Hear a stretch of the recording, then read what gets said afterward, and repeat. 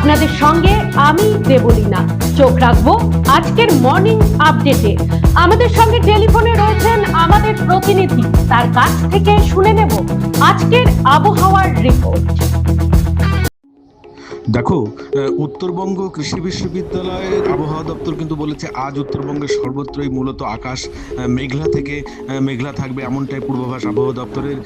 পাশাপাশি উত্তরবঙ্গের প্রতিটি জেলাতে, বিশেষ করে জলপাইগুড়ি, আলিপুরদুয়ার, কোচবিহার, উত্তর দিনাজপুর, দক্ষিণ দিনাজপুর, মালদা জেলার ক্ষেত্রে এবং দার্জিলিং হিমালয়ের কোথাও কোথাও কিন্তু মাঝারি বৃষ্টি হতে পারে। তবে সামগ্রিকভাবে উত্তরবঙ্গের সমতল অঞ্চলের সর্বোচ্চ তাপমাত্রা সেটা কিন্তু 33 ডিগ্রি সেন্টিগ্রেড এবং সর্বনিম্ন তাপমাত্রা 25 ডিগ্রি সেন্টিগ্রেডের কাছাকাছি থাকবে। পাশাপাশি বাতাসের সর্বোচ্চ গতিবেগও কিন্তু প্রায় 13 কিলোমিটার প্রতি ঘন্টায় থাকতে পারে এবং বাতাসের সর্বোচ্চ আপেক্ষিক আর্দ্রতার পরিমাণ কিন্তু 97% কাছাকাছি থাকতে পারে, এমনটা পূর্বাভাস দিয়েছে আবহাওয়া দপ্তর। এক নজরে দেখে নেব গত 24 ঘন্টার খবরের দুরন্ত আপডেট। রায়গঞ্জ শহরের সুভাষগঞ্জ লালন সরণি মোড় সংলগ্ন বর্মনপাড়া কালী মন্দিরে সোনার অলংকার চুরির ঘটনায় এলাকা জুড়ে চাঞ্চল্যের সৃষ্টি হয়েছে। ঘটনার জেরে রায়গঞ্জ থানায় লিখিত অভিযোগ দায়ের করা হয়েছে। স্থানীয় সূত্রে জানা যায়, মন্দিরে থাকা দেবীর সোনার অলংকার চুরি হয়েছে বলে অভিযোগ ওঠে। ঘটনার খবর ছড়িয়ে পড়তেই এলাকাবাসী সন্দেহের ভিত্তিতে এক যুবককে আটক করে রাখেন। পরে খবর পেয়ে রায়গঞ্জ থানার পুলিশ ঘটনাস্থলে পৌঁছে ওই যুবককে থানায় নিয়ে গিয়ে জিজ্ঞাসাবাদ করে। পুলিশ সূত্রে জানা গেছে, জিজ্ঞাসাবাদের পর প্রাথমিকভাবে ওই যুবকের বিরুদ্ধে পর্যাপ্ত প্রমাণ না মেলায় তাকে ছেড়ে দেওয়া হয়েছে। তবে চুরির ঘটনায় তদন্ত অব্যাহত রয়েছে। মন্দির ও আশপাশের এলাকার সিসিটিভি ফুটেজ খতিয়ে দেখা হচ্ছে এবং ঘটনার সঙ্গে জড়িতদের শনাক্ত করার চেষ্টা চলছে। সংবাদ সংগ্রহ করতে গিয়ে আক্রমণের মুখে পড়লেন গণমাধ্যম কর্মী। বৃহস্পতিবার রায়গঞ্জ মেডিকেল কলেজ হাসপাতালে খবর সংগ্রহ করতে গিয়ে হেনস্থার শিকার হলেন রায়গঞ্জের স্থানীয় একটি চ্যানেলের সাংবাদিক সুনীতেন্দ্র রায়। জানা গেছে, হাসপাতালের কোনো একটি বিষয় তথ্য সংগ্রহের জন্য তিনি মেডিকেলে যান। সেই সময় হাসপাতালের এক কর্মী শর্মী চক্রবর্তী আচমকাই তার উপর চড়াও হন বলে অভিযোগ। সাংবাদিকের দাবি, খবর সংগ্রহের সময় ওই মহিলা কর্মী তাকে গালিগালাজ করেন এবং শারীরিকভাবেও দুর্ব্যবহার করেন। ঘটনার পর রায়গঞ্জ থানায় শর্মী চক্রবর্তীর বিরুদ্ধে লিখিত অভিযোগ দায়ের করেছেন সুনীতেন্দ্র রায়। পুলিশ অভিযোগ পেয়ে ঘটনার তদন্ত শুরু করেছে। এই ঘটনায় রায়গঞ্জের সাংবাদিক মহলে তীব্র প্রতিক্রিয়া দেখা দিয়েছে। তাদের বক্তব্য, খবর সংগ্রহ করতে গিয়ে বারবার সাংবাদিকরা বাধার মুখে পড়ছেন, যা গণতন্ত্রের চতুর্থ স্তম্ভের ওপর সরাসরি আঘাত।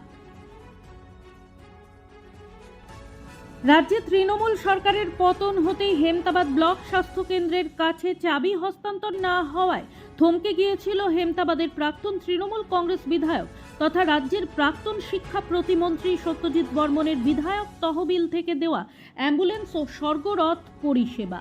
ভোটের আগে থেকে হেমতাবাদের সাধারণ মানুষ থেকে রোগী ও রোগীর পরিবার বঞ্চিত হচ্ছিলেন শবদেহ গ্রহণ করার জন্য স্বর্গরথ পরিষেবা এবং হাসপাতালে রোগী আনা নেওয়ার জন্য অ্যাম্বুলেন্স পরিষেবা থেকে।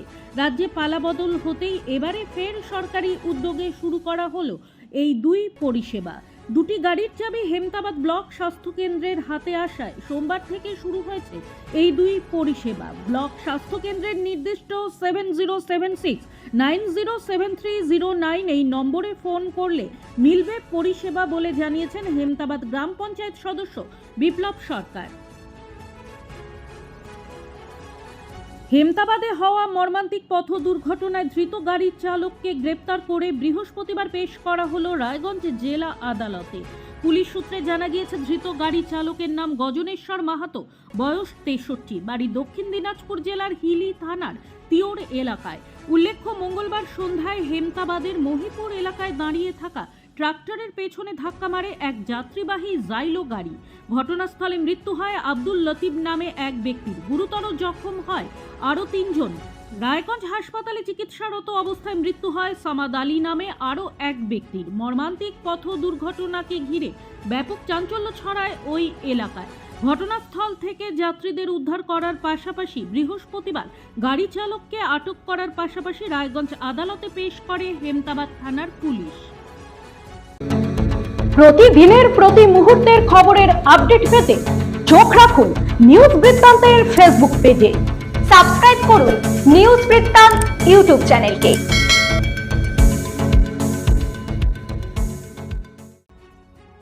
জন্ম ও মৃত্যুর শংসাপত্রে জালিয়াতি রোধে রাজ্য সরকারের কড়া পদক্ষেপের অংশ হিসেবে উত্তর দিনাজপুর জেলায় শুরু হয়েছে বিশেষ অভিযান। বৃহস্পতিবার জেলার বিভিন্ন গ্রাম পঞ্চায়েত ও পৌরসভার অফিসে পৌঁছে জন্ম ও মৃত্যুর শংসাপত্র সহ গুরুত্বপূর্ণ নথিপত্র যাচাই করেন পুলিশ আধিকারিকরা। জেলা প্রশাসন সূত্রে জানা গিয়েছে, সম্প্রতি জন্ম মৃত্যুর শংসাপত্রে জালিয়াতি রুখতে নতুন নির্দেশিকা জারি করা হয়েছে। সেই নির্দেশিকা অনুযায়ী বিভিন্ন পঞ্চায়েত ও পুরসভার রেজিস্টারে সংরক্ষিত নথি পরীক্ষা করে স্ক্যান করা হচ্ছে। সমস্ত তথ্য ডিজিটালভাবে সংরক্ষণ করে মূল রেজিস্টার সংশ্লিষ্ট দপ্তরে ফিরিয়ে দেওয়া হবে।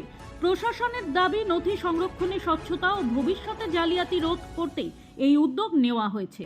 এই অভিযানের অংশ হিসেবে বৃহস্পতিবার দুপুরে রায়গঞ্জ ব্লকের 12 নম্বর বড়ুয়া গ্রাম পঞ্চায়েতে পৌঁছন পুলিশ আধিকারিকরা।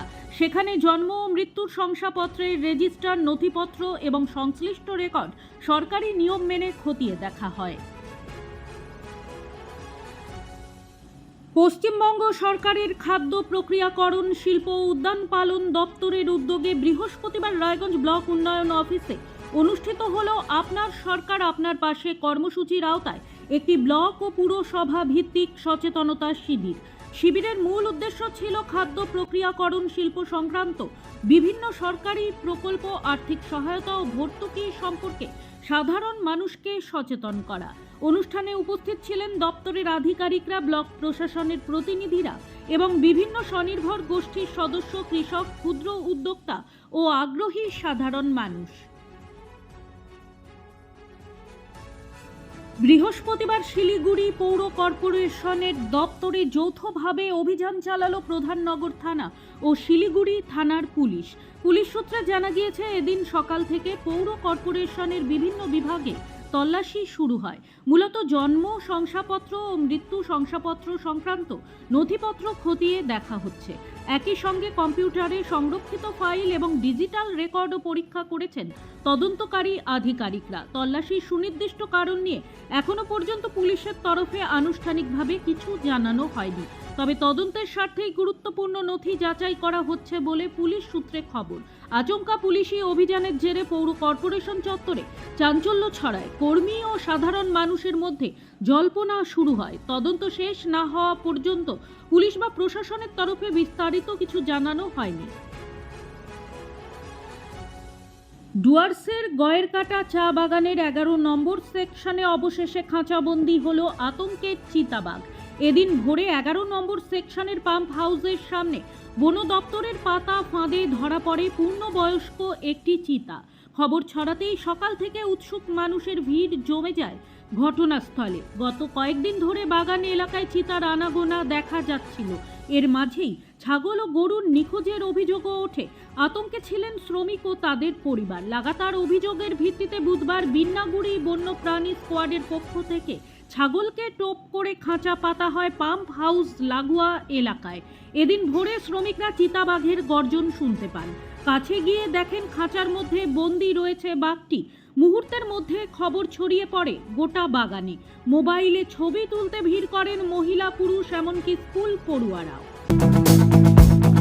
গুড মর্নিং বৃত্তান্ত আজ এই পর্যন্তই। ঘরে বাইরে খবরে থাকুন, চোখ রাখুন নিউজ বৃত্তান্তে। নিউজ বৃত্তান্ত, হলুদ নয়, স্বচ্ছ।